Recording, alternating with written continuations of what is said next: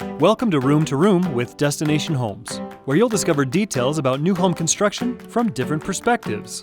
If you're curious or have questions about home building, you'll find answers as we go room to room.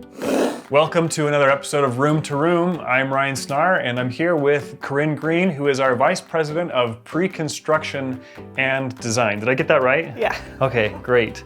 Well, we're excited to have a little conversation with you today and go throughout this beautiful home that we're in Kaysville. But let's talk about where we're standing right now while we get to know you. We're in the mudroom. Yes. Why is it called the mudroom? You know, I really don't know, but I would presume that it's because where you take off your muddy boots Maybe. Before you come in. Yeah, no muddy boots here right now, but that's my guess as well.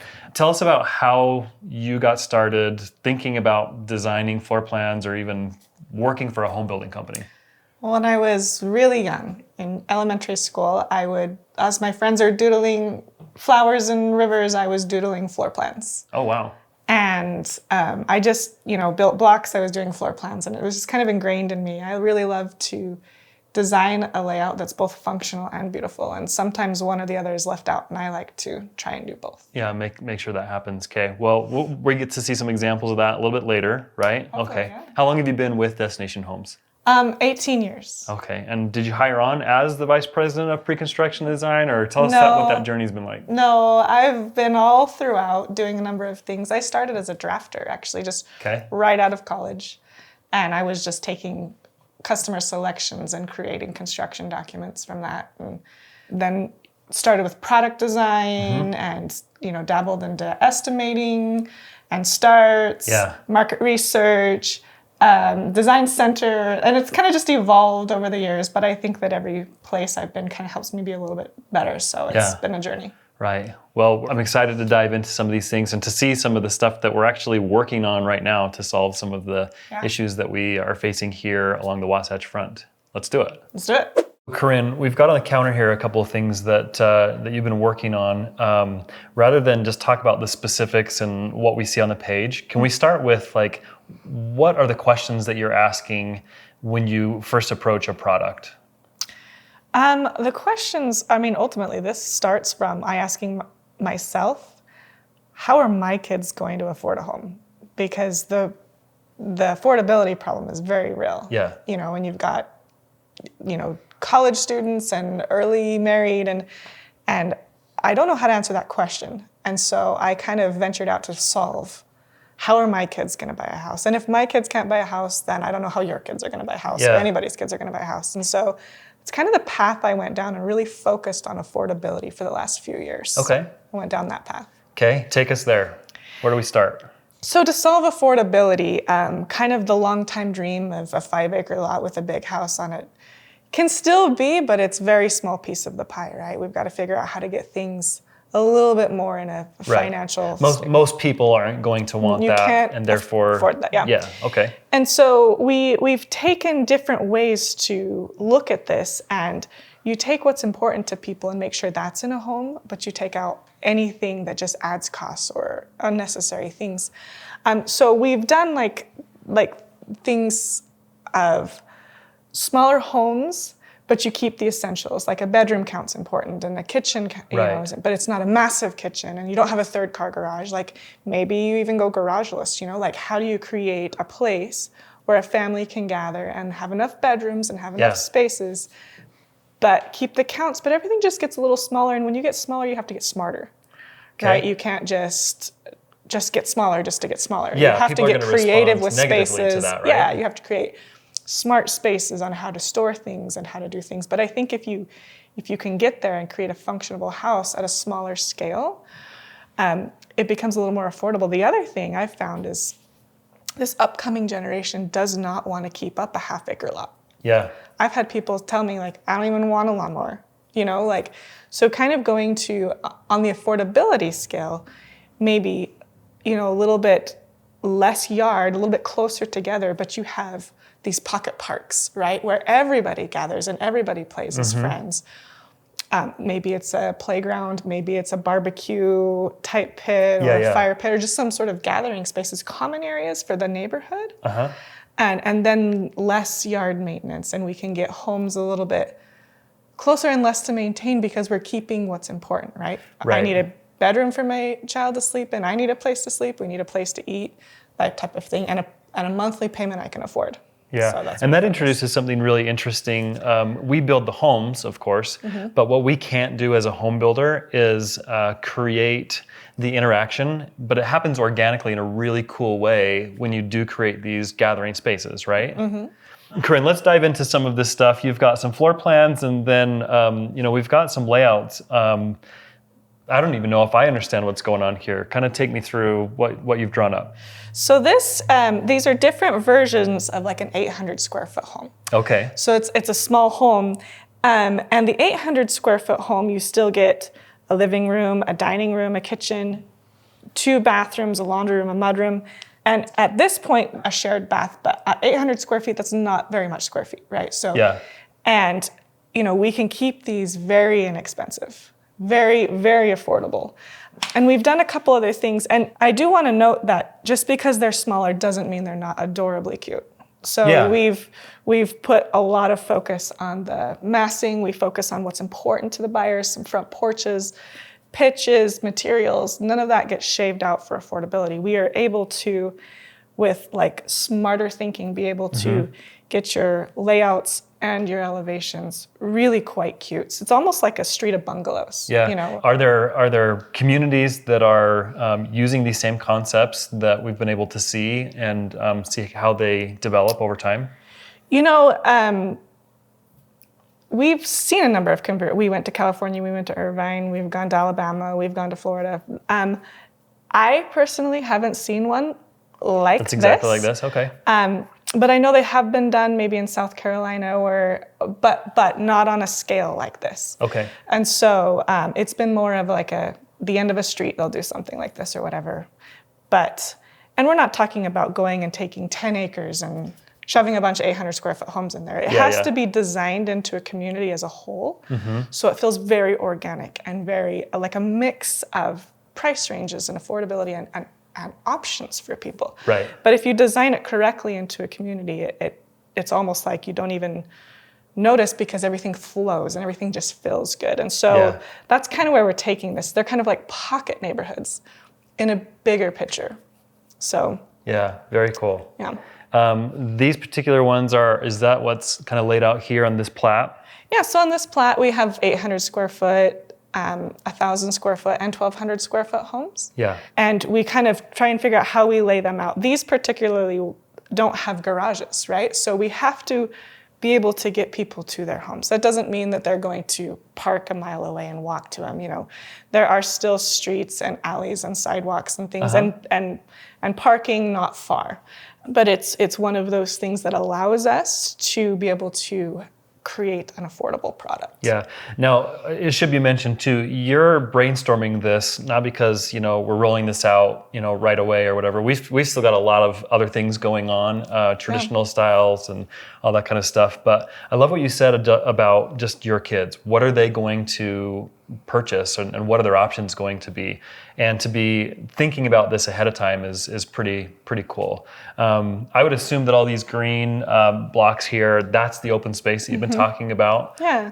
And some of the amenities that come along with that, right? Yeah, so can you imagine just being in this community and having friends and neighbors close, and every evening your kids are all playing at the park, and on weekends there's always a barbecue going, and it just kind of creates this lifestyle. It's very active, very social, gets the kids out, and I think we need more of that. I think those type of communities are very timeless, they don't age.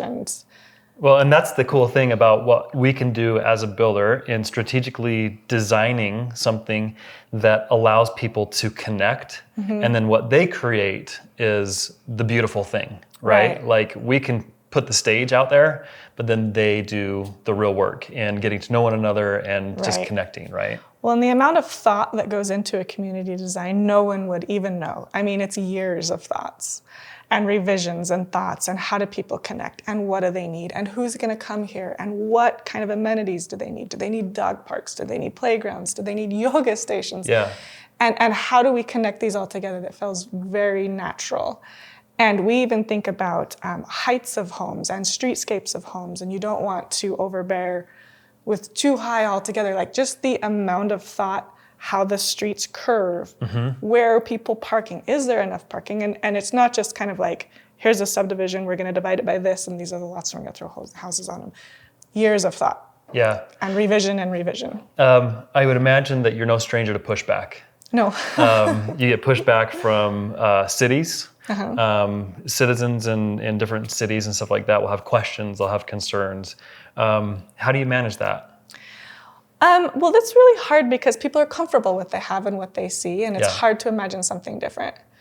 But we have to be different or we're not going to be successful. Like we have to kind of move on from the way things have already done, or we're never solving this. That's right. That's just it. It's not going to get solved. And so I think, yes, cities might have a hard time with more homes in a space, or they might have a hard time thinking, are you serious? No garage on a home, like we really have to paint the picture of what the community really will look and feel like. And we do that with kind of maybe field trips. I've done it with watercolor renderings or kind of visuals to show. And we really have to talk to them about, how are your grandkids going to go there? How are your kids going to go there? How it's going to develop over time, right? Yeah, how are we going to do this over time? And do we want to solve this problem or do we not? And we have to make sure they understand that, like we as a builder, we're not just going to offering 800 square foot homes. We still offer the wide variety. We still do single family homes and 5,000 square foot homes. It's just, there's this piece of the pie that no one's getting to. Yeah. No one's figured out how to make something affordable. And so we're just adding it to the offering, right? And I think that community members oftentimes hear things like this and they're like, no, you can do that somewhere in Salt else. Lake, but don't do that here. Yeah. And really what they don't understand is, sometimes I agree with that. Like it's really not good to just tack one of these on the end of an existing neighborhood. That's not what it was designed for. It looks terrible. It feels terrible. Right. That's not what Destination Homes does. Destination Homes takes a community and incorporates it. It's very different. It's different. It's not just tacked on and looks silly. It's very thoughtful. A lot of strategy. A lot of strategy and more of a community, not just a fill-in piece of lot, And then we have to just think about why not bring it to you? Like just because things are affordable doesn't mean crime comes. You have to paint the picture of these are families, these have kids, these are beautiful spaces. Yeah, what's really interesting, you bring up one of the concerns is, density brings crime and things like that. I don't think that we'll be able to, we could talk forever about some of these details that actually minimize crime and increase the safety in a community. Some of that has to do with just windows in homes. Proximity doesn't necessarily have to be uncomfortable. Outdoor spaces bring people together. The more that people are together, like that also increases safety in many ways as well. You know your neighbors. That's right. We do lighting plans. Yeah. We even have spaces that have the little hanging twinkle lights. We really want to make it feel like a space you want to be. So Corinne, we've been looking at some of the drawings that you've been working on, the explorations of stuff that we're trying to solve problems along the valley. I'm really curious to talk to you about, even in the time that you've been with Destination Homes, what were we doing back in the early 2000s? How has that changed? How has that evolved? What has the buyer wanted? What have we been able to do for the buyer as far as solving some of the problems or the questions that they've had within their living spaces? Sure. Back in the early 2000s, which seems like a long time ago. Yeah, right. We would do basic designs that were being done everywhere. We just kind of take it next level, right? But it wasn't anything new. It was your typical neighborhoods. And we kind of went towards neighborhoods reimagined. And we kind of talked about that a little bit, but we totally scrapped the traditional way of the way Utah saw neighborhoods. And we just reimagined it totally for again, connectivity and parks and better lifestyles. But even on a product side, we've seen things like the demand for a master on a main is very prevalent because people can stay longer, they can age longer, and they don't have to do the stairs. And this is in a two-story home. On a two-story home. They've always been on the main on a Rambler, but on a two-story home, it's right in the livable space, and people also are really into entertainment space, indoor-outdoor space relativity, and just where their friends and family gather, and that's important to them. Open spaces and well-thought-out spaces. Yeah. and good-looking spaces Right. are in demand. Yeah.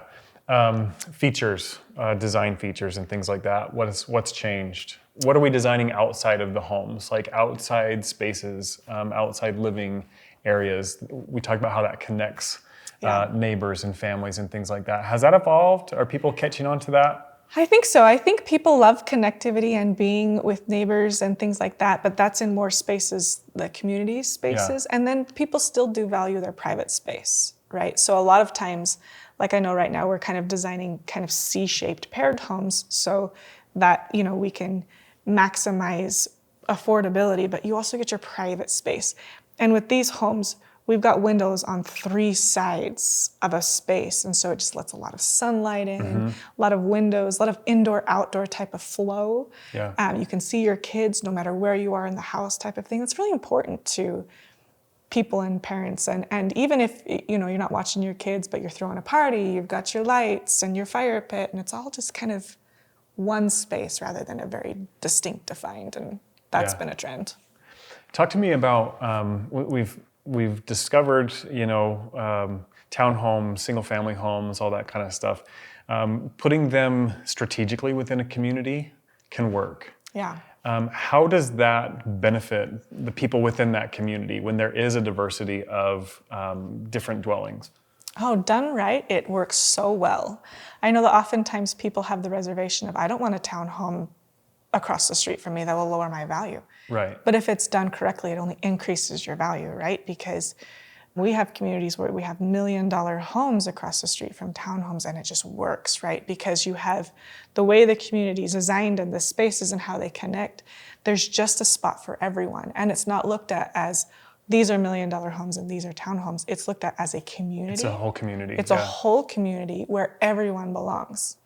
And it doesn't decrease any value. Being together only increases the value. The mixture only increases the desire for the community. And everyone's using these spaces together. It's not just like, well, the apartments use this park because it's part of their apartment complex, or whatever, you know, everyone's contributing and kind of living in that same space. Yeah, you live together. Yeah, that's awesome. I really love being able to talk to you about what the design aspect is like when it comes to community and homes.